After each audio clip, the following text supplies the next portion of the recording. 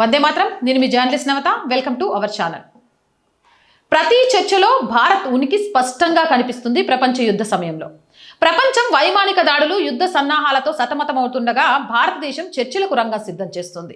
విదేశీ వ్యవహారాల మంత్రి ఎస్ జయశంకర్ వివిధ దేశాలతో నిరంతరం సంప్రదింపులు జరుపుతున్నారు. అయినప్పటికీ ఆయన ఎలాంటి ఆర్భాటం లేకుండా పూర్తిగా నిశ్శబ్దంగా నిరాడంబరంగా ఈ పని చేస్తున్నారు. మార్చి 23న ఆయన అమెరికా విదేశాంగ మంత్రి మార్కో రూబియోతో దీర్ఘంగా ఫోన్లో మాట్లాడారు. అదే రోజు ఢిల్లీలో Saudi Arabia, UAE, Bahrain, Oman, Kuwait, Qatar దేశాల రాయబారుల్ని ఒక చోట చేర్చి చర్చలు జరిపారు. అక్కడితో ఆగలేదు. అదే రోజు భారత్ రష్యా సమావేశాన్ని కూడా వర్చువల్గా ప్రసంగించారు.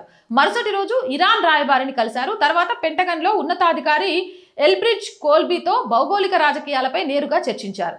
3 రోజుల్లో యుద్ధానికి సంబంధించిన దాదాపు అన్ని వైపులతో సంభాషణలు జరిగాయి. కానీ పెద్దగా వార్తల్లో రాలేదు. ఇదే భారత్ కొత్త వ్యూహం.